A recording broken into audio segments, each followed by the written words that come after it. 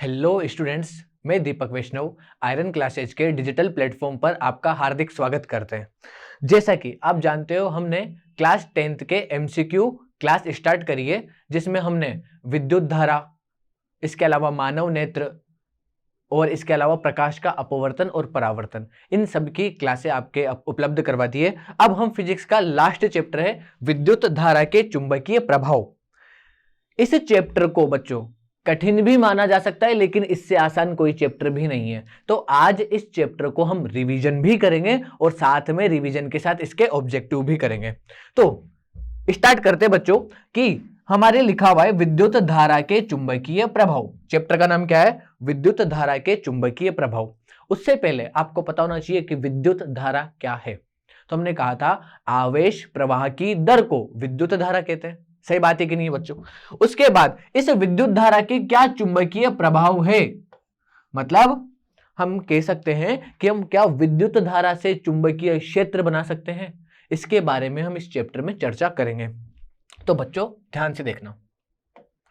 सबसे पहले हम जिस शब्द के बारे में देखेंगे उस शब्द को हम बोलते चुंबक। बच्चों हम रिवीजन करेंगे बच्चों, अच्छे से, टेंशन मत लेना। चुंबक, चुंबक को हम इंग्लिश में बोलते हैं बच्चों मैग्नेट। चुंबक को इंग्लिश में क्या कहते हैं? चुंबक को इंग्लिश में बोलते हैं मैग्नेट। तो चुंबक क्या है, इससे पहले हम एक कहानी के बारे में आपको बताना चाहता हूं। सुनो, कहानी क्या है बच्चों।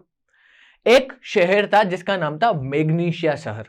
उस मैग्नीशिया शहर में ऐसा पाया गया कि वहां की एक ऐसा क्षेत्र है, वहां एक ऐसा क्षेत्र है कि जैसे ही वहां पर व्यक्ति जाते हैं, जैसे ही वो, अब आपको बताऊं, आप जूते जानते हो, जैसे कि आपने सुना होगा कि खिलाड़ियों के जो जूते होते हैं वो कील के बने होते हैं बच्चों। मतलब खिलाड़ियों के जो जूते होने उनके नीचे कील लगी होती है। क्या लगी होती है बच्चों? कील लगी होती है। कील क्यों?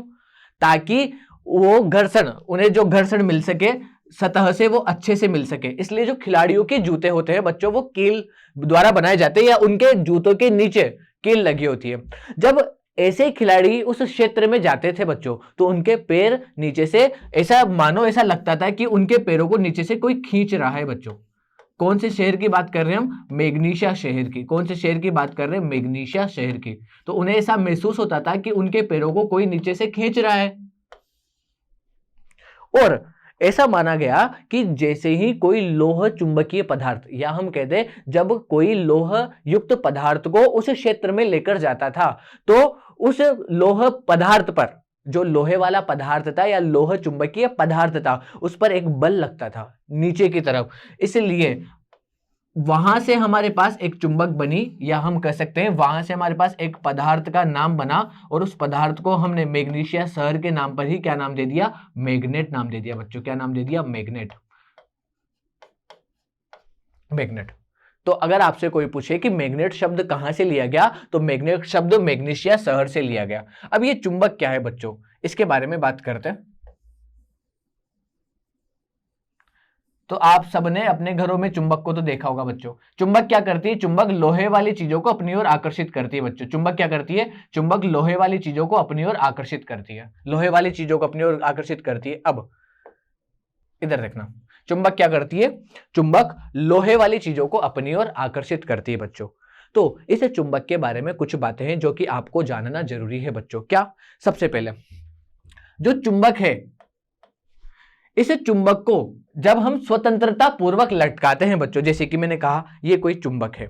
अब इसे मैं क्या कर रहा हूं, एक रस्सी के माध्यम से बांधकर, इसे एक रस्सी के माध्यम से बांधकर अगर मैं लटका दूं बच्चों, तो ये चुंबक हमेशा उत्तर दक्षिण दिशा में टहरती है। क्या कहा? जैसे हम चुंबक को स्वतंत्रता पूर्वक लटकाते हैं बच्चों, जैसे चुंबक को कैसे लटकाते? स्वतंत्रता पूर्वक लटकाते हैं। कैसे लटकाते? स्वतंत्रता पूर्वक लटकाते हैं। तो ये कौन सी दिशा में टहरती है? ये उत्तर दक्षिण दिशा में टहरती है। और चुंबक का जो सिरा उत्तर दिशा की ओर टहरेगा, चुंबक का जो सिरा उत्तर दिशा की ओर टहरता है, उसे हम उत्तरी ध्रुव कहते हैं। और चुंबक का जो सिरा दक्षिण दिशा की ओर टहरता है, उसे हम दक्षिणी ध्रुव का नाम देते हैं। तो हमने क्या बोला कि जब हम किसी भी चुंबक को स्वतंत्रता पूर्वक लटकाते हैं, तो वो चुंबक उत्तर दक्षिण दिशा में टहरती है। और जो सिरा उत्तर दिशा की ओर ठहरेगा उसे हम बोलेंगे उत्तरी ध्रुव, और जो सिरा दक्षिणी दिशा की ओर मुख करेगा उसे हम बोलेंगे दक्षिणी ध्रुव। तो हमने कहा कि किसी भी चुंबक के दो ध्रुव होते हैं बच्चों, किसी भी चुंबक के कितने ध्रुव होते हैं, किसी भी चुंबक के दो ध्रुव होते हैं, एक होता है उत्तरी ध्रुव मतलब नॉर्थ, और एक होता है साउथ मतलब दक्षिणी ध्रुव। ठीक है, अब क्या होगा सुनना, जब चुंबक के दो समान ध्रुवों को पास पास लाया जाता है, जब चुंबक के, जैसे कि मैंने कहा ये कोई दो चुंबक है, एक चुंबक ये वाली और एक चुंबक ये वाली, तो मैंने कहा जब चुंबक के दो समान सिरों को पास पास लाया जाता है, या तो मैं नॉर्थ नॉर्थ पास में लाऊंगा, या फिर मैं क्या करूंगा, या फिर मैं साउथ साउथ को पास पास लाऊंगा। तो जब चुंबक के दो सिरों को पास पास लाया जाता है, एक समान सिरों को, इन्हें बोलते हैं हम सजातीय ध्रुव। क्या बोलते हैं इन्हें? सजातीय ध्रुव, सजातीय ध्रुव, या हम बात करेंगे इन्हें बोलते हैं सजातीय सिरे। तो जब चुंबक के सजातीय मतलब समान जात के, मतलब समान सिरे पास पास लाए जाएंगे, तो चुंबक, तो इन दोनों के बीच में बच्चों पाया जाएगा प्रतिकर्षण। प्रतिकर्षण का अर्थ होता है दूर भगाना बच्चों। क्या होता है? दूर भगाना, मतलब ये चुंबक एक दूसरे को दूर भगा देगी। और जैसे ही चुंबक के विजातीय सिरों को पास पास लाया जाता है, विजातीय का अर्थ हो गया बच्चों, एक सिरा नॉर्थ है तो दूसरा सिरा क्या है? साउथ। तो जब चुंबक के दो सिरे कौन से विजातीय सिरों को हम पास पास लाते हैं, तो इनमें पाया जाता है बच्चों आकर्षण। तो चुंबक के दो सिरे दो सजातीय सिरों को पास लाएंगे तो उनमें पाया जाएगा आकर्षण। सॉरी, जब चुंबक के दो सजातीय सिरों को पास में लाया जाएगा तो उनके बीच में पाया जाएगा प्रतिकर्षण, और जब चुंबक के दो विजातीय सिरों को पास में लाया जाएगा तो इनमें पाया जाएगा आकर्षण, मतलब ये एक दूसरे को अपनी ओर खींचेंगे बच्चों। हाँ या ना? समझ में आया कि नहीं आया? तो हमने कहा जब हम किसी भी चुंबक को स्वतंत्रता पूर्वक लटकाते हैं, जैसे हम किसी भी चुंबक को कैसे लटकाएंगे? स्वतंत्रता पूर्वक। तो वह चुंबक उत्तर दक्षिण दिशा में ठहरती है, जो सिरा उत्तरी दिशा में ठहरेगा उसे हम बोलेंगे उत्तरी ध्रुव, जो सिरा दक्षिणी दिशा में ठहरेगा उसे हम बोलेंगे दक्षिणी ध्रुव। चुंबक के दो सजातीय सिरे एक दूसरे को प्रतिकर्षित करते हैं और विजातीय सिरे एक दूसरे को क्या करते हैं बच्चों? आकर्षित करते हैं। बात समझ में? अब हम एक शब्द के बारे में जानेंगे और उस शब्द को बोलते हैं चुंबकीय क्षेत्र। क्या बोलते हैं बच्चों? चुंबकीय क्षेत्र। बच्चों आपको यह क्षेत्र बहुत ज्यादा पढ़ने को मिलेगा, जैसे कि चुंबकीय क्षेत्र, जैसे कि चुंबकीय क्षेत्र के अलावा क्या हो गया बच्चों? विद्युतीय क्षेत्र हो गया, जैसे कि गुरुत्वीय क्षेत्र हो गया। इन सब की परिभाषा एक ही होती है बच्चों। पहले हम बात करते हैं चुंबकीय क्षेत्र। मैंने कहा आपसे एक एग्जांपल दूं कि एक चुंबक अभी आपके घर पर रखी है, एक चुंबक आपके दोस्त के घर पर रखी है। क्या ये दोनों चुंबक एक दूसरे को दूर या एक दूसरे को पास बुला रही है? क्या आप बोलोगे कि नहीं सर कैसी बातें, पागलों जैसी बातें कर रहे हो आप, ये दोनों एक दूसरे को, क्योंकि तो एक दूसरे से बहुत दूर है।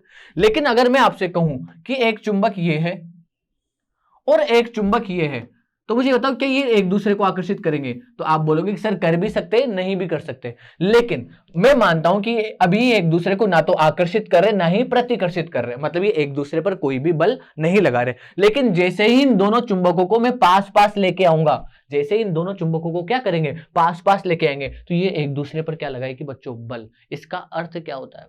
जैसे ही मैं कह सकता हूं ना कि इस चुंबक के आसपास एक ऐसा क्षेत्र पाया जाता है, इस चुंबक के आसपास एक ऐसा क्षेत्र पाया जाता है जिस क्षेत्र में जैसे ही दूसरे चुंबक प्रवेश करेगी, क्या कहा मैंने?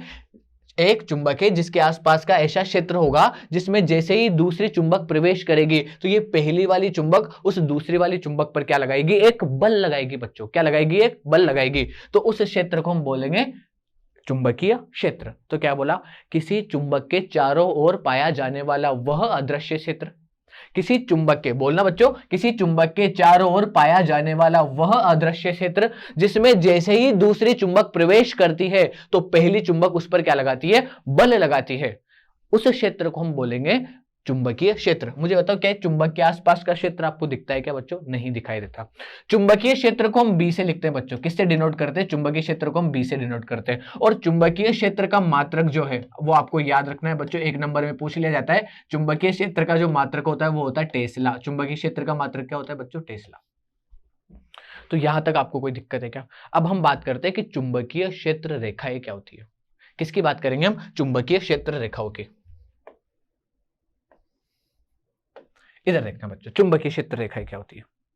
हमने कहा कि चुंबक के आसपास का वह क्षेत्र जिसमें जैसे ही किसी दूसरे चुंबक को लेके आते हैं तो वो दूसरे चुंबक बल का अनुभव करती है, उस क्षेत्र को हम क्या बोलते हैं? चुंबकीय क्षेत्र। जहां तक चुंबकीय क्षेत्र के भीतर कोई दूसरी वस्तु नहीं आएगी, जहां तक चुंबकीय क्षेत्र के भीतर दूसरी चुंबक नहीं आएगी तो ये एक दूसरे पर बल नहीं लगा सकती बच्चों। अब हम बात करते हैं कि चुंबकीय क्षेत्र रेखाएं क्या होती है, चुंबकीय क्षेत्र रेखाएं। और बच्चों अपना पहला इंपॉर्टेंट क्वेश्चन इस चैप्टर का यहीं से बनेगा, चुंबकीय क्षेत्र रेखाएं क्या है, चैप्टर का मतलब अपने को क्या पढ़ना है, चुंबकीय क्षेत्र रेखाएं। तो इसके बारे में हम पढ़ने वाले। इधर देखना बच्चों, चुंबकीय क्षेत्र क्या है, इसे हम बोलते हैं मैग्नेटिक फील्ड लाइन। इंग्लिश की बात करें बच्चों तो इसे हम बोलेंगे मैग्नेटिक फील्ड लाइन। अब चुंबकीय क्षेत्र रेखाओं के आपको गुण पता होने चाहिए। अब मैं आपको गुण बताता हूं शॉर्ट में। पहला मैंने कहा ये कोई चुंबक है, इधर बना देता हूं, देखो यहां पे बच्चों मैंने कहा ये कोई चुंबक है, तो चुंबकीय क्षेत्र रेखाओं के आपको कुछ गुण पता होने चाहिए बच्चों। क्या? पहला गुण, चुंबकीय क्षेत्र रेखाएं उत्तरी ध्रुव से निकलती है और दक्षिणी ध्रुव में प्रवेश करती है। चुंबकीय क्षेत्र रेखाएं चुंबक के बाहर उत्तरी ध्रुव से निकलती है और दक्षिणी ध्रुव में प्रवेश करती है। तो पहला गुण क्या हो गया, चुंबकीय क्षेत्र रेखाएं उत्तरी ध्रुव से निकलकर दक्षिणी ध्रुव में प्रवेश करती है। उत्तरी ध्रुव से निकलकर दक्षिणी ध्रुव में प्रवेश करती है, चुंबकीय क्षेत्र रेखाओं का पहला गुण हो गया। तो चुंबकीय क्षेत्र रेखाएं चुंबक के बाहर, चुंबक के उत्तरी ध्रुव से निकलती है और कहां प्रवेश करती है, दक्षिणी ध्रुव में। चुंबकीय क्षेत्र रेखाएं चुंबक के अंदर दक्षिणी ध्रुव से उत्तरी ध्रुव की ओर जाती है। कहां जाती है बच्चों, दक्षिणी ध्रुव से उत्तरी ध्रुव की ओर। मतलब कोई भी चुंबक है, चुंबक के बाहर चुंबकीय क्षेत्र रेखाएं, सबसे पहले चुंबकीय क्षेत्र रेखाएं क्या होती है, ये रेखाएं काल्पनिक होती है बच्चों। क्या होती है, काल्पनिक। ये रेखाएं क्या होती है, काल्पनिक। पहला तो चुंबकीय क्षेत्र रेखाएं कौन सी रेखाएं होती है, चुंबकीय क्षेत्र रेखाएं काल्पनिक रेखाएं होती है, मतलब ये दिखाई नहीं देती, हम कल्पना करते हैं कि ऐसा होगा। और चुंबकीय क्षेत्र रेखाएं चुंबक के बाहर उत्तरी ध्रुव से निकलकर दक्षिणी ध्रुव में प्रवेश करती है तथा चुंबक के अंदर दक्षिणी ध्रुव से उत्तरी ध्रुव में प्रवेश करेगी। दो, तीसरा गुण देखना, चुंबकीय क्षेत्र रेखाएं बनाती है बंद वक्र बच्चों। कौन सा वक्र बनाती है, बंद वक्र। अब आप बोलोगे कि सर ये बंद वक्र होता क्या है, तो समझना बंद वक्र क्या है। जब हम किसी एक बिंदु से चलते हुए पुनः उसी बिंदु पर आ जाएं तो क्या बनता है, एक बंद वक्र। जैसे कि मैं ए बिंदु से चला लेकिन मैं किसी दूसरे बिंदु पर आया तो क्या बंद वक्र बना गया। आप बोलोगे कि नहीं सर, एक बिंदु से चला और मैं किसी दूसरे बिंदु पर आ गया, क्या बंद वक्र बना, क्या नहीं। बंद वक्र क्या कब बनता है, जब मैं एक बिंदु से चलूं, जब मैं एक बिंदु से चलूं और पुनः उसी बिंदु पर आ जाऊं तो क्या बन जाता है बच्चों, बंद वक्र बन जाता है। तो मुझे बताओ, चुंबकीय क्षेत्र रेखा है चुंबक के बाहर नॉर्थ से निकलकर साउथ और चुंबक के अंदर साउथ से निकलकर नॉर्थ, तो क्या ये जहां से निकल रही वहीं आ रही है क्या, इसलिए हम बोलेंगे कि चुंबकीय क्षेत्र रेखा है बंद वक्र बनाती है बच्चों। अगला, चुंबकीय क्षेत्र रेखाएं एक दूसरे को कभी भी प्रतिच्छेद नहीं करती बच्चों। जैसे कि मैंने कहा कि कोई भी दो चुंबकीय क्षेत्र रेखा, एक ये वाली है और एक ये वाली चुंबकीय क्षेत्र रेखा है। अगर कोई आपसे बोले कि चुंबकीय क्षेत्र रेखाओं से हम कैसे पता लगाएंगे कि चुंबकीय क्षेत्र की दिशा क्या होती है, तो आपको पता होना चाहिए कि जब भी हमें, मैंने कहा ये कोई चुंबकीय क्षेत्र रेखा है, ये कोई बिंदु है ए, ये कोई बिंदु है बी और ये कोई बिंदु है सी, और मैंने आपसे कहा कि ए बिंदु पर चुंबकीय क्षेत्र की दिशा क्या होगी। मैंने क्या बोला आपसे कि ए बिंदु पर चुंबकीय क्षेत्र की दिशा क्या होगी, मैंने बोला बी बिंदु पर चुंबकीय क्षेत्र की दिशा क्या होगी।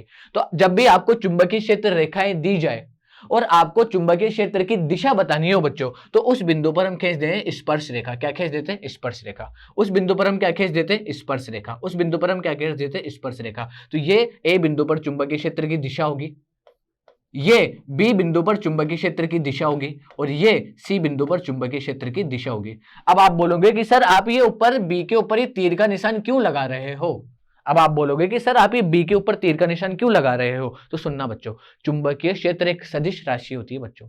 सदिश राशि क्या होती है, ऐसी राशियां जिनमें परिमाण के साथ दिशा की भी आवश्यकता होती है, मतलब जिनका मान तो, जिनकी वैल्यू तो हो गई लेकिन साथ में उसमें दिशा भी काम आएगी, ऐसी राशियों को हम सदिश राशियां बोलते हैं। और सदिश राशियों को बताने के लिए हम उनके ऊपर तीर का निशान लगाते हैं बच्चों।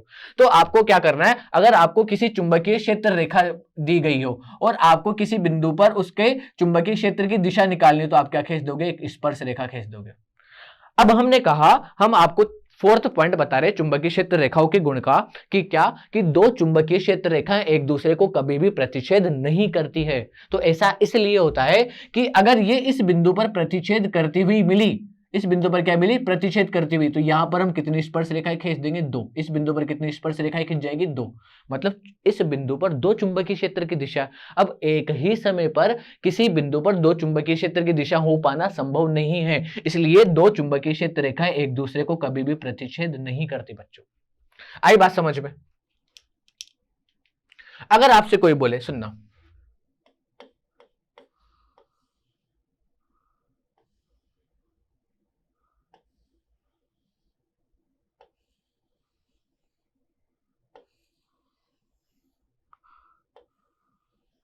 अगर आपको कोई कुछ बिंदु दे, जैसे कि मैंने दिया यहां ए बिंदु है, यहां पर ये कोई चुंबकीय क्षेत्र रेखा मैंने बनाई, ये बी बिंदु है और ये सी बिंदु है। अगर आपसे कोई बोले, मैंने आपसे बोला कि इन तीनों बिंदुओं में से बताओ कि कहां पर चुंबकीय क्षेत्र की प्रबलता सबसे ज्यादा होगी, मतलब कहां चुंबकीय क्षेत्र ज्यादा स्ट्रॉन्ग होगा, तो आपको बताना है, सुनना, कि जहां पर चुंबकीय क्षेत्र रेखाएं ज्यादा पास पास होगी, जहां पर चुंबकीय क्षेत्र रेखाएं क्या होगी, जहां पर चुंबकीय क्षेत्र रेखाएं ज्यादा पास पास होगी, जहां पर चुंबकीय क्षेत्र रेखाएं ज्यादा पास पास होगी, वहां चुंबकीय क्षेत्र की प्रबलता ज्यादा होती है। जहां चुंबकीय क्षेत्र रेखाएं दूर दूर होगी, वहां चुंबकीय क्षेत्र की प्रबलता कम होगी। मतलब ए बिंदु पर चुंबकीय क्षेत्र की प्रबलता ज्यादा है बी बिंदु की तुलना में, और सबसे कम है सी बिंदु पर। तो चुंबकीय क्षेत्र की प्रबलता, तो आप क्या बोलोगे कि चुंबकीय क्षेत्र रेखाएं जितनी पास पास होगी, चुंबकीय क्षेत्र की प्रबलता उतनी ही ज्यादा होगी, और चुंबकीय क्षेत्र रेखाएं जितनी दूर दूर होगी, चुंबकीय क्षेत्र की प्रबलता उतनी ही कम होगी। ये पांचवा गुण है, और आपसे यही बोलेगा कि चुंबकीय क्षेत्र रेखाओं के गुणधर्म लिख दीजिए। तो क्या आप ये 5-6 गुण लिख सकते हैं बच्चों? अब आगे बात करते हैं, अब चैप्टर की बात करते हैं। सुनना बच्चों, हमारे चैप्टर का नाम है विद्युत धारा के चुंबकीय प्रभाव। अभी तक हमने चुंबक के बारे में देखा, चुंबकीय क्षेत्र के बारे में देखा, चुंबकीय क्षेत्र रेखाओं के बारे में देखा। अब हमारा एक वैज्ञानिक आता है जिसका नाम था ओरस्टेड। वैज्ञानिक का नाम क्या था बच्चों? ओरस्टेड। वैज्ञानिक का नाम क्या था? ओरस्टेड। अब ओरस्टेड ने एक बात बोली भैया। बात कब बोली? जब इसने एक प्रयोग करके बताया। मैं भी आपको वो प्रयोग बताता हूं कि ओरस्टेड ने ऐसा क्या किया था। तो ओरस्टेड एक प्रयोग कर रहा था। ओरस्टेड क्या है, इस प्रकार ने उसने एक, मैं बता रहा हूं, उसने इस प्रकार एक परिपथ बना रखा था, इसमें उसने इस प्रकार एक बैटरी जोड़ रखी थी। बच्चों सुनना ध्यान से,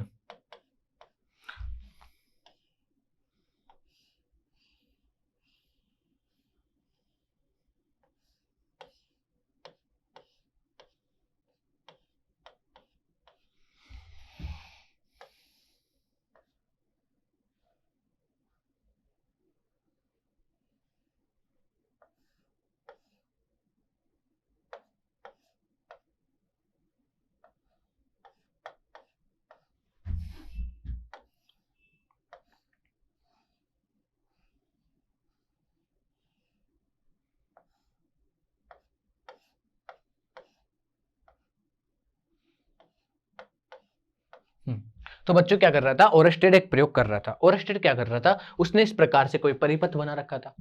अब उसने क्या किया, वो उसे इसमें विद्युत धारा बहाकर वो विद्युत धारा और विभवांतर के बीच में कुछ संबंध निकाल रहा था। कौन निकाल रहा था? ओरस्टेड।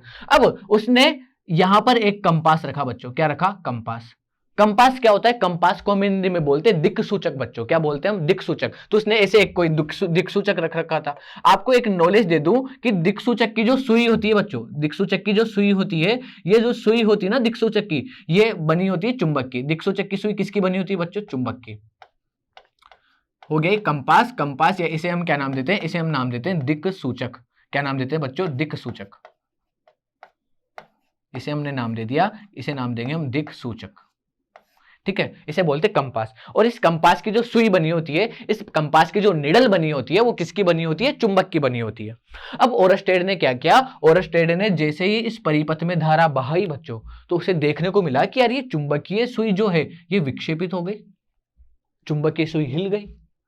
उसने देखा कि यार ये चुंबकीय सुई कैसे हिली। फिर उसने दोबारा देखा, उसने दोबारा फिर वापस कंपास को रखा, और कंपास को रखकर उसने वापस इसमें विद्युत धारा प्रवाहित करी। बच्चों क्या करी? विद्युत धारा। तो उसे फिर देखने को मिला यार कंपास जैसे ही मैं इसमें धारा प्रवाहित करता हूं, जैसे ही परिपथ में क्या प्रवाहित करता हूं? धारा प्रवाहित करता हूं, तो धारा प्रवाहित करने पर यह चुंबकीय सुई में विक्षोभ पैदा हो रहा है, ये चुंबकीय सुई हिल रही है।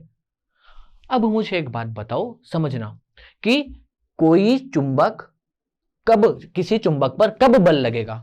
जब वो किसी दूसरे चुंबकीय क्षेत्र में जाएगी। अभी तो हमने यही पढ़ा ना, चुंबकीय क्षेत्र क्या होता है। चुंबकीय क्षेत्र किसी चुंबक के आसपास का वह क्षेत्र जिसमें अगर कोई दूसरी चुंबक आ जाए तो पहली चुंबक उस पर क्या लगा दे, बल लगा दे, यही तो चुंबकीय क्षेत्र था बच्चों। तो हमने यही कहा कि यार ये चुंबकीय, ओरेस्टेड ने सोचा चुंबकीय सुई हिल कैसे सकती है, क्योंकि ये दिक्सूचक की जो सुई है किसकी बनी है, चुंबक की। इसका अर्थ यह है कि जैसे ही हम परिपथ में धारा प्रवाहित कर रहे हैं, जैसे ही परिपथ में हम क्या प्रवाहित कर रहे हैं, धारा प्रवाहित कर रहे हैं, उस धारा की वजह से, उस धारा की वजह से क्या हो रहा है, उस धारा की वजह से ये चुंबकीय सुई हिल रही है। इसका अर्थ यह है कि अगर किसी वायर में, अगर किसी तार में धारा प्रवाहित की जाए तो वो धारा प्रवाहित करने पर उस वायर के आसपास चुंबकीय क्षेत्र पैदा हो जाता है, और इसी वजह से चैप्टर का नाम है विद्युत धारा के चुंबकीय प्रभाव। बात समझ में आई कि नहीं है बच्चों, विद्युत धारा के चुंबकीय प्रभाव। समझना वापस क्या बोला मैंने कहा अगर हम किसी भी तार में धारा प्रवाहित करते हैं तो उसके आसपास चुंबकीय क्षेत्र बनता है। अगर वो चुंबकीय क्षेत्र नहीं बनता तो ये चुंबकीय सुई विक्षेपित नहीं होती। इसका अर्थ क्या है कि किसी चालक तार में धारा बहाने पर, किसी चालक तार में धारा बहाने पर उस चालक तार के आसपास चुंबकीय क्षेत्र बन जाता है, और इसी को हम बोलते हैं विद्युत चुंबकीय, विद्युत धारा का चुंबकीय प्रभाव। और ये किसने दिया, ओरस्टेड ने। अब फिर इसके बारे में थोड़ी बहुत खोज होने लगी। क्या खोज होने लगी कि विद्युत धारा की वजह से क्या बन गया, चुंबकीय क्षेत्र बन गया। विद्युत धारा की वजह से क्या बन गया, चुंबकीय क्षेत्र बन गया। फिर इस चुंबकीय क्षेत्र बन गया तो इस चुंबकीय क्षेत्र की दिशा कैसे निकालें। तो चुंबकीय क्षेत्र की दिशा निकालने के लिए हमारे पास एक नियम है बच्चों, और ये अधिक बार, बहुत बार एग्जाम में पूछा जाता है। नियम का नाम है दक्षिणी हस्त अंगुष्ठ का नियम। दक्षिणी हस्त अंगुष्ठ का नियम। किसका नियम है बच्चों, दक्षिणी हस्त अंगुष्ठ का नियम। कोई दिक्कत वाली बात है कि नहीं। नियम का नाम क्या है, दक्षिणी हस्त अंगुष्ठ का नियम। ये क्यों आया, क्योंकि हमें यह पता चल गया कि अगर किसी चालक तार में धारा प्रवाहित करेंगे, किसी चालक तार में धारा बहाएंगे तो उसके आसपास एक चुंबकीय क्षेत्र पैदा होगा, और उस चुंबकीय क्षेत्र की दिशा निकालने के लिए हमने कौन सा नियम दिया, दक्षिणी हस्त अंगुष्ठ का नियम। वैज्ञानिकों ने कौन सा नियम दिया, दक्षिणी हस्त अंगुष्ठ का नियम। तो अब यह नियम क्या कहता है, सुनना। यदि किसी चालक तार को राइट हैंड जानते हो बच्चों, ये मेरा राइट हैंडल है ना। तो जब किसी चालक तार को, जैसे कि मैंने कहा ये कोई चालक तार है, अब इस चालक तार में नीचे से ऊपर धारा बह रही है। ये कोई चालक तार है, इस चालक तार में ऊपर से नीचे की तरफ धारा बह रही है। तो जब किसी चालक तार में धारा बहती है, जैसे कि मैंने कहा नीचे से ऊपर, तो धारा की दिशा में हम किसको रखते हैं, अंगूठा। धारा की दिशा में हम किसको रखते हैं, अंगूठा। तो ये उंगलियां चुंबकीय क्षेत्र की दिशा को बताएगी बच्चों। किसको बताएगी, चुंबकीय क्षेत्र को बताएगी। किसको बताएगी, चुंबकीय क्षेत्र को। तो जब किसी चालक तार में धारा प्रवाहित करते हैं तो धारा की दिशा में अगर हमने अंगूठा रख दिया, धारा की दिशा में किसको रख दिया, अंगूठा। अब धारा नीचे बहेगी तो अंगूठा ऐसे रखेंगे, धारा ऐसे बहेगी तो अंगूठा ऐसे रखेंगे। तो धारा की दिशा में अंगूठा रखेंगे तो उंगलियां क्या बताएगी, चुंबकीय क्षेत्र को बताएगी। किसको बताएगी, चुंबकीय क्षेत्र को। तो इसमें इस प्रकार का चुंबकीय क्षेत्र बनेगा बच्चों। बात समझ में आई कि नहीं आपको, बात समझ में आएगी। तो हमने कहा कि ओरस्टेड ने एक प्रयोग किया। ओरस्टेड ने क्या कहा कि यदि किसी चालक तार में से धारा प्रवाहित करते हैं तो वहां उस चालक तार के आसपास चुंबकीय क्षेत्र पैदा होगा, और उस चुंबकीय क्षेत्र किस प्रकार होगा कि जैसे कि ये है, अब इसके आसपास हम क्या कर देंगे, इस प्रकार का कोई चुंबकीय क्षेत्र बना देंगे। तो ये होगी चुंबकीय क्षेत्र की दिशा ज्ञात करने के लिए हमने कौन सा नियम दिया, दक्षिणी हस्त अंगुष्ठ का नियम। आई बात समझ में। अब हम थोड़ा आगे बढ़ते हैं, समझते हैं चीजों को। अब हमने कहा कि यदि किसी चालक तार में, जैसे कि मैंने कहा, यदि किसी चालक तार में धारा बहती है और उस धारा की वजह से चुंबकीय क्षेत्र बना, तो उस चुंबकीय क्षेत्र में अगर हम किसी वस्तु को लेकर आएंगे तो क्या वो वस्तु बल अनुभव करेगी। चुंबकीय क्षेत्र की परिभाषा क्या थी वस्तु कि किसी चुंबक के आसपास का वह क्षेत्र जिसमें किसी वस्तु को लाने पर वह बल अनुभव करे। अगर कोई चालक तार में धारा बह रही है और उस धारा की वजह से चुंबकीय क्षेत्र बन रहा है, तो क्या उस चुंबकीय क्षेत्र के कारण किसी वस्तु पर या किसी चुंबक पर बल लगना चाहिए, हाँ या ना बच्चों, तो लगना चाहिए। तो उस बल की दिशा हम कैसे निकालते हैं, तो उस बल की दिशा हम निकालते हैं बच्चों फ्लेमिंग के वाम हस्त नियम से। किस नियम से निकालते बच्चों, फ्लेमिंग के। और यह नियम भी आपको याद होना चाहिए, फ्लेमिंग का वाम हस्त नियम। किसका नियम है ये, फ्लेमिंग का वाम हस्त नियम। इसको अच्छे से लिखते हैं। फ्लेमिंग का वाम हस्त नियम। अब इधर देखना बच्चों, फ्लेमिंग का वाम हस्त नियम क्या है, अभी 2 सेकंड में समझ में आ जाएगा। फ्लेमिंग का वाम हस्त नियम क्या है? फ्लेमिंग का वाम हस्त नियम कहता है यदि आप अपने बाएं हाथ की, देखो वाम का अर्थ होता है बायां, वाम का अर्थ क्या होता है बच्चों? बायां। बायां मतलब लेफ्ट, बायां मतलब क्या होता है? लेफ्ट। पहले बताओ कि ये नियम क्यों पढ़ रहे हैं, सुनो। किसी चालक तार में अगर धारा बहती है तो उसके चालक तार के आसपास चुंबकीय क्षेत्र बनेगा, और उस चुंबकीय क्षेत्र की दिशा निकालने के, किसकी दिशा? चुंबकीय क्षेत्र की दिशा निकालने के लिए दक्षिणी हस्त अंगुष्ठ का नियम था। अब हम कहेंगे अगर इस चुंबकीय क्षेत्र में हम किसी वस्तु को, मतलब किसी चुंबक को लेकर आएंगे तो वो चुंबक एक बल अनुभव करेगी, और उस बल की दिशा निकालने के लिए हमारे पास कौन सा नियम है? फ्लेमिंग के वाम हस्त का नियम, फ्लेमिंग के बाएं हाथ का नियम। और फ्लेमिंग के बाएं हाथ का नियम क्या कहता है बच्चों? सुनना, यदि आप अपने हाथ, कौन से हाथ की? बाएं हाथ की अंगूठा, तर्जनी और मध्यमा, ये पहली वाली उंगली होती है तर्जनी, दूसरी वाली होगी मिडल फिंगर मतलब मध्यमा, और ये अंगूठा। यदि आप अपने बाएं हाथ की तीनों उंगलियां, कौन कौन सी? अंगूठा, तर्जनी और मध्यमा को इस प्रकार फैलाएं। कैसे बच्चों? इस प्रकार। कैसे फैलाएं बच्चों? इस प्रकार। किस किस को? अंगूठा, तर्जनी और मध्यमा को इस प्रकार फैलाएं कि तर्जनी उंगली, कौन सी उंगली? तर्जनी उंगली चुंबकीय क्षेत्र, मध्यमा उंगली विद्युत क्षेत्र को बताए। तो मुझे बताओ ये अंगूठा क्या बताएगा? चुंबकीय बल की दिशा। वापस बताता हूं, सुनना। हमने कहा कि हम अपने बाएं हाथ की अंगूठा, मध्यमा और तर्जनी उंगली को इस प्रकार फैलाएं कि एक दूसरे के लंबवत हो। कैसी हो? एक दूसरे के लंबवत। जैसे कि इसके लंबवत है, ये इसके लंबवत है, ये इसके लंबवत है, मतलब तीनों एक दूसरे के क्या होने चाहिए? लंबवत। तो मुझे बताओ यदि हम अपने बाएं हाथ की तर्जनी, मध्यमा और अंगूठे को इस प्रकार फैलाएं कि तर्जनी उंगली चुंबकीय क्षेत्र की दिशा, मध्यमा उंगली विद्युत धारा की दिशा, तो अंगूठा किसको बताएगा? अंगूठा बताएगा उस वस्तु पर लगने वाले बल की दिशा को। इसलिए इस नियम को हम बोलते हैं FBI का नियम। कौन सा नियम बोलते हैं बच्चों? FBI। F का अर्थ होता है फोर्स, फोर्स मतलब बल। B का अर्थ होता है चुंबकीय क्षेत्र, चुंबकीय क्षेत्र मतलब मैग्नेटिक फील्ड, चुंबकीय क्षेत्र। और आई का अर्थ होता है धारा, मतलब इस नियम को हम बोलते हैं FBI का नियम। क्या बोलते हैं बच्चों? FBI का नियम। तो आप क्या करना, लिख लेना FBI, FBI, FBI, FBI। नियम क्या है? यदि हम बाएं हाथ की तर्जनी, मध्यमा, अंगूठे को इस प्रकार फैलाएं कि एक दूसरे के लंबवत हो, तो यदि तर्जनी उंगली चुंबकीय क्षेत्र, मध्यमा उंगली विद्युत क्षेत्र, तो अंगूठा क्या बताएगा? बल की दिशा बताएगा। जैसे कि मैंने कहा, आपको कहा, सुनना ध्यान से। मैंने कहा अगर किसी चालक तार में, यह चुंबकीय क्षेत्र की दिशा है, ये किसकी दिशा है बच्चों? चुंबकीय क्षेत्र की दिशा है। ये चुंबकीय क्षेत्र की दिशा है। ध्यान से समझना बच्चों, एक एक चीज समझ में आएगी आपको। और ये कोई चालक तार है जिसमें धारा बह रही है ऊपर से नीचे की ओर। कैसे धारा बह रही है? ऊपर से नीचे की ओर। और आपसे पूछा कि इस चालक तार पर बल किस दिशा में लगेगा? इस चालक तार पर क्या लगेगा? बल। तो आप कैसे निकालोगे? सुनना, मुझे बताओ। चालक बल की दिशा निकालने के लिए फ्लेमिंग के वाम हस्त का नियम, बाएं हाथ का नियम। तो मुझे बताओ चुंबकीय क्षेत्र की दिशा में क्या रखोगे? देखो FBI, FBI, FBI, चुंबकीय क्षेत्र, धारा, और क्या होगा? अपना अंगूठा बल की दिशा। तो मुझे बताओ धारा कहां बह रही है? धारा बह रही है नीचे। मुझे बताओ पहले चुंबकीय क्षेत्र इधर की तरफ, सही बात है। धारा बह रही है नीचे, मतलब धारा नीचे बह रही है, ये उंगली कहां होगी? नीचे। तो मुझे बताओ अंगूठा कहां आया? बाहर की तरफ, मतलब चालक तार पर जो बल लगा वो तल के बाहर लगा। कैसे लगा बच्चों? तल के बाहर। और तल के बाहर को हम कैसे लिखते हैं? तल के बाहर को हम दिखाते हैं डॉट से। तल के अंदर अगर कोई भी दिशा होगी, तल के अंदर की अगर कोई भी दिशा होगी, तल के अंदर की अगर कोई भी दिशा होगी, तो हम उसे दिखाते हैं क्रॉस से बच्चों। किससे दिखाते हैं? क्रॉस से।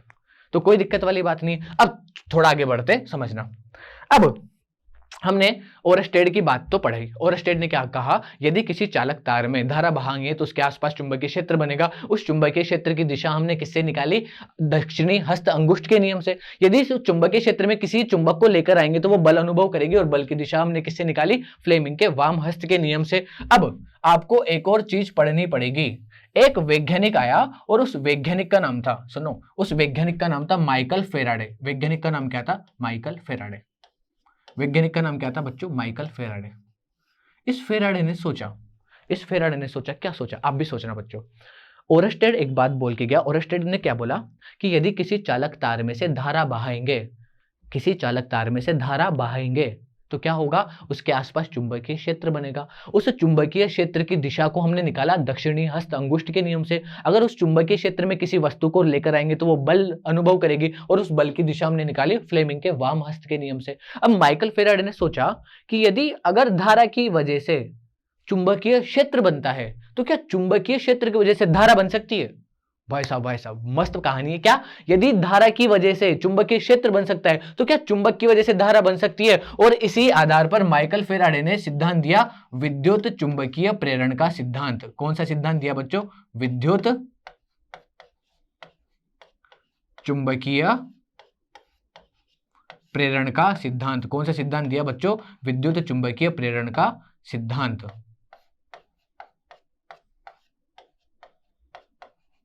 और इस सिद्धांत के आधार पर उसने कहा कि सुनो ध्यान से बच्चों, क्या कहा, यदि किसी चुंबक, माना ये चुंबक है और ये कोई कुंडली है। कुंडली क्या होती है बच्चों? कोई भी विद्युत, मतलब जो विद्युत रोधी तांबे के तार है उसने हम जब इस प्रकार लपेट देते हैं तो ये एक कुंडली बन जाती है बच्चों। क्या बन जाती है? वो तांबे के तार है ना, तांबे के तार को आप इस प्रकार लपेट दो, क्या बन गए? एक कुंडली बन गए ऐसे। तो हमने कहा जब किसी कुंडली और चुंबक के बीच में सापेक्ष गति होती है। कौन सी गति? सापेक्ष। सापेक्ष का मतलब इन दोनों में से कोई एक स्थिर है, एक गतिशील है। तो या तो ये स्थिर रहेगी या ये गतिशील, या हम कहेंगे यदि दोनों में से कोई एक स्थिर है, एक गतिशील है ना। तो मैंने कहा यदि कुंडली और चुंबक के बीच में सापेक्ष गति होती है, कौन सी गति होती है? सापेक्ष। या तो इसके पास जाएगी या इससे दूर जाएगी। अगर रुक गई तो भी धारा नहीं बहेगी। तो मैंने कहा यदि किसी चुंबक और कुंडली के बीच में सापेक्ष गति होती है, या तो ये गति करे या फिर ये गति करे, तो कुंडली में एक धारा बहेगी, एक धारा बनने लग जाएगी। और इसी सिद्धांत को हम बोलते हैं विद्युत चुंबकीय प्रेरण के सिद्धांत। मतलब विद्युत धारा प्रेरित हो चुकी है बच्चों। कब? जब हम किसी कुंडली के आसपास किसी चुंबक को लेकर आएंगे या दूर लेकर जाएंगे बच्चों। ठीक है, तो इसे बोलते हैं विद्युत चुंबकीय प्रेरण का सिद्धांत। इसके आधार पर विद्युत धारा बनती है बच्चों। क्या बनती है? विद्युत धारा। तो अगर आपको ये विद्युत धारा की दिशा चाहिए, आपको इस विद्युत धारा की दिशा चाहिए, तो आपको एक और सिद्धांत याद करना पड़ेगा। उसे हम बोल देंगे फ्लेमिंग के दक्षिणी हस्त का नियम। क्या बोलेंगे? फ्लेमिंग के दक्षिणी हस्त का नियम। फ्लेमिंग के दक्षिणी हस्त का नियम।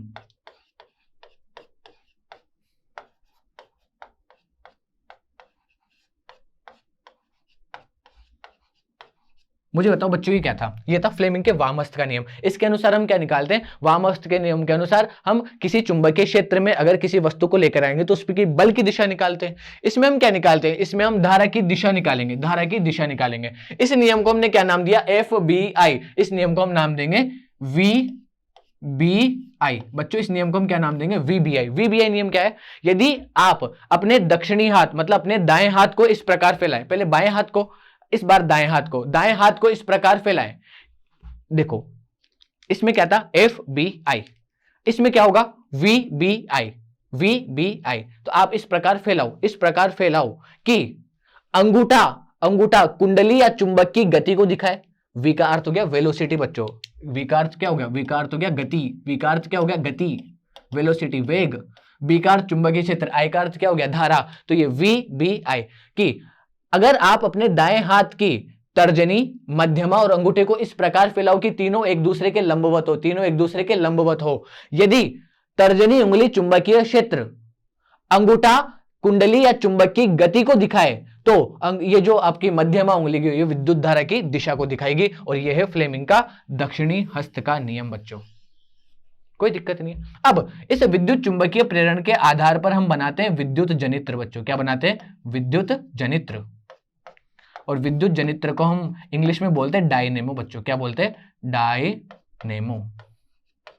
तो आपसे पूछा जाए एक नंबर में कि डायनेमो किस सिद्धांत के आधार पर बनाया जाता है, तो विद्युत चुंबकीय प्रेरण के सिद्धांत पर। और विद्युत चुंबकीय प्रेरण का सिद्धांत किसने दिया? फेराडे ने। और क्या दिया कि विद्युत चुंबकीय प्रेरण के आधार पर चुंबकीय क्षेत्र से क्या बनती है? धारा बनती है। ओरस्टेड ने क्या बोला था? धारा की वजह से चुंबकीय क्षेत्र बनता है। ठीक है, मुझे बताओ अगर बल की दिशा निकालनी है तो वामहस्त का नियम, अगर विद्युत क्षेत्र की दिशा निकालनी है तो फेराडे का, फ्लेमिंग के दक्षिणी हस्त का नियम।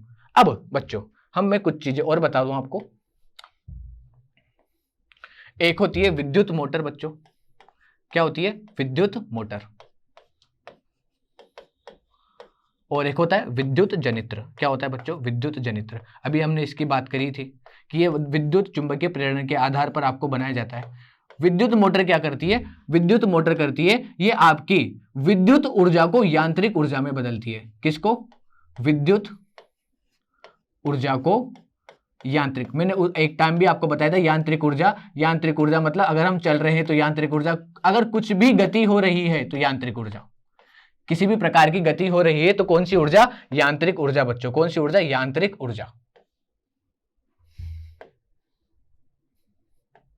यांत्रिक ऊर्जा। तो मैंने कहा जैसे कि आपके घर में, सबके घरों में पानी को ऊपर चढ़ाने के लिए विद्युत मोटर लगी हुई है। उस विद्युत मोटर को आप क्या देते हो? विद्युत ऊर्जा देते हो, और वो क्या कर देती है? उस पानी को ऊपर चढ़ा देती है, पानी की गति करवा देती है, मतलब यांत्रिक ऊर्जा।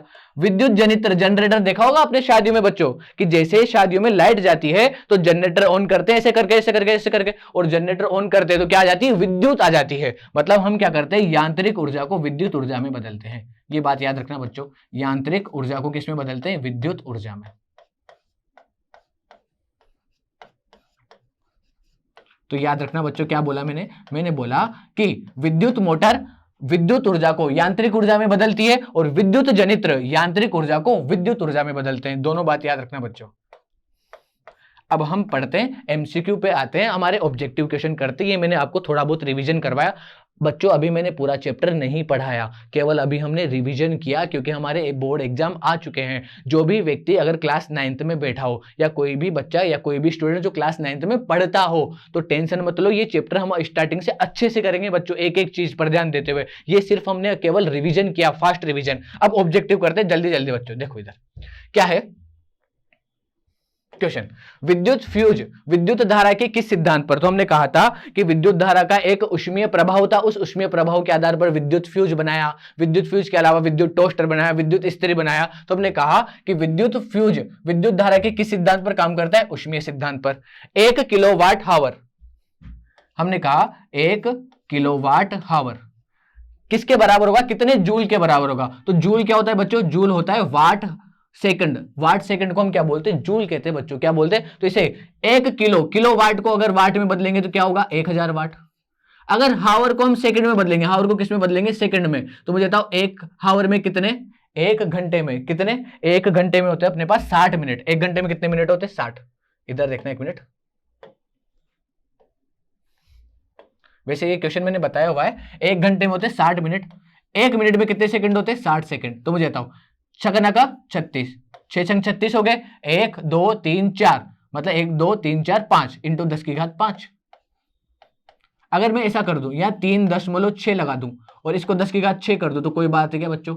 जैसे यहाँ 10 उठ के नीचे 10 जाएगा तो एक जीरो से एक जीरो कट जाएगी, यही वाली राशि आएगी। तो ये हो गया वाट सेकंड, और वाट सेकंड को हम बोलते हैं जूल बच्चों। क्या बोलते हैं? जूल। तो मुझे बताओ कितने जूल होंगे ये। चलो आगे बढ़ते हैं। लघु पतन के समय परिपथ में विद्युत धारा का मान। सुनना, आपके घरों में बच्चों 3 प्रकार के वायर होते हैं। आपने देखा, जब आप क्या करते हो, जब आप कूलर चलाते हो तो कूलर के प्लग को जब आप बोर्ड में लगाते हो तो प्लग में 3 वायर होंगे बच्चों। देखो इस प्रकार से 3 वायर होते हैं, ऐसे ऐसे और ऐसे। तो एक तार होगा विद्युन्मय तार जिसमें धारा बहेगी, एक तार होता है उदासीन तार, और एक तार होता है भूसंपर्कित तार बच्चों। तो जब उदासीन तार और विद्युन्मय तार जिसमें धारा बह रही है, ये दोनों आपस में संपर्क में आते हैं, तो मुझे बताओ उसको हम क्या बोलते हैं? लघु पतन। और जब लघु पतन होता है ना बच्चों, तो इसे बोलते हैं शॉर्ट सर्किट, मतलब बहुत ज्यादा मान की धारा बहने लग जाएगी। तो क्या होगा? बहुत अधिक बढ़ जाता है, धारा का मान क्या होगा? बहुत अधिक बढ़ जाएगा। चलो आगे बढ़ते हैं। डायनेमो विद्युत जनित्र का सिद्धांत आधारित है। अभी तो पढ़ा है बच्चों, विद्युत चुंबकीय प्रेरण, फेराडे ने दिया। आगे, विद्युत बल्ब में कौन सी गैस भरी जाती है? तो विद्युत बल्ब में हमें निष्क्रिय गैस भरते हैं बच्चों। क्या भरते हैं? निष्क्रिय गैस। निष्क्रिय गैस कौन सी होती है? ये वाली, हीरा, नीलम और कोहिनूर जैसे रत्न। बच्चों ये ट्रिक है, निष्क्रिय गैसों को याद रखने की ट्रिक। क्या है? हीरा, नीलम और कोहिनूर जैसे रत्न। क्या बोला मैंने? हीरा, नीलम और कोहिनूर जैसे रत्न। तो ये है आपकी क्या याद रखने की ट्रिक बच्चों, ये याद रखनी है निष्क्रिय गैसें। तो ये सब गैसें होती है निष्क्रिय, हीरा, नीलम और कोहिनूर जैसे रत्न, helium, neon, argon, krypton, xenon, ये सब क्या होती है निष्क्रिय गैसें। तो विद्युत बल्ब में कौन सी गैसें भरते हैं, निष्क्रिय गैस भरी जाती है बच्चों। भारत में उत्पादित प्रत्यावर्ती, बच्चों भारत में जो प्रत्यावर्ती धारा उत्पादित होती है वो 50 हर्ट्ज आवृत्ति की होती है। कितने हर्ट्ज आवृत्ति की, 50 हर्ट्ज। हमारे देश में विद्युत में तार एवं उदासीन तार के बीच कितना विभवांतर होता है, तो आपको पता है कितना होता है बच्चों, 220 वोल्ट का विभवांतर। ठीक है, घरेलू विद्युत परिपथ में उदासीन तार बनाया जाता है। देखो बच्चों, एक तो हमारे पास कौन सा तार होता है, विद्युत में तार। कौन सा तार होता है, विद्युत में तार, मतलब ऐसा तार जिसमें क्या बहे, जिसमें आपकी धारा बहे, वो होता है विद्युत में तार। और विद्युत में तार किसका बना होता है, लाल रंग का बच्चों। कौन से रंग का, लाल रंग का विद्युत में तार बना होता है। और एक होता है उदासीन तार। और आपका जो बच्चों उदासीन तार होता है ना, कौन सा तार होता है, उदासीन तार। उदासीन तार, ये उदासीन तार बना होता है बच्चों काले कलर का, किसके, काले रंग का, काले रंग का। तो इसमें उदाहरण है क्या, काला, ये वाला बच्चों। और आपके कौन सा तार होता है, भूसंपर्कित तार। और भूसंपर्कित तार बनाया जाता है बच्चों हरे कलर का। कौन से कलर का, हरे कलर का। आगे, विद्युत में तार किस रंग का होता है, तो अभी जस्ट हमने पढ़ा लाल रंग का। मुझे बताओ उदासीन तार कौन से कलर का होता है, काले रंग का होता है बच्चों। कौन से कलर का, काले कलर का। आगे, काले रंग का। आगे बात करते हैं, इधर देखो, चुंबकीय क्षेत्र का ऐसा ही मात्रक मैंने बताई दिया, टेस्ला। आगे बढ़ते हैं, विद्युत और चुंबकीय प्रेरण की खोज फेराडे ने। आगे, दी गई वोल्टता के स्रोत से जुड़े किसी चालक में प्रति सेकंड उत्पन्न ऊष्मा। देखो हमने आपको पढ़ाया था, जो ऊष्मा होती है, ऊष्मा ऊष्मीय प्रभाव वाले में ऊष्मा क्या होती है, धारा के वर्ग के समानुपाती होती है बच्चों। क्या होती है, धारा के वर्ग के समानुपाती। H बराबर फॉर्मूला पढ़ा है ना बच्चों, I स्क्वायर RT। कौन सा फॉर्मूला, I स्क्वायर RT। चलो आगे बढ़ते हैं। पृथ्वी का विभव कितना होता है, तो बच्चों पृथ्वी का विभव होता है 0। पृथ्वी का विभव कितना होता है, 0। चुंबकीय क्षेत्र के प्रभाव में विद्युत धारा ऊष्मा उत्पन्न करती है, आकर्षण बल उत्पन्न करती है, चालक पर बल उत्पन्न करती है। तो मुझे बताओ, चुंबकीय क्षेत्र के प्रभाव में, चुंबकीय क्षेत्र के प्रभाव में जो विद्युत धारा होगी वो क्या करेगी, चालक पर बल लगाती है बच्चों। क्या लगाती है, चालक पर बल। आगे, चुंबक द्वारा धारावाही चालक पर लगाए गए बल की दिशा। तो मुझे बताओ, बल की दिशा हम किससे निकालते हैं, फ्लेमिंग के वाम हस्त के नियम से। और धारा की दिशा निकालेंगे फ्लेमिंग के दक्षिणी हस्त के। आगे, विद्युत मोटर को चलाया जा सकता है। तो विद्युत मोटर को हम प्रत्यावर्ती धारा से और दिष्ट धारा दोनों से चला सकते हैं बच्चों। इसके पहले वाली वीडियो में हमने एसी मतलब प्रत्यावर्ती धारा और डीसी मतलब दिष्ट धारा दोनों के बारे में चर्चा की हुई है बच्चों अच्छे से। चलो आगे बढ़ते हैं।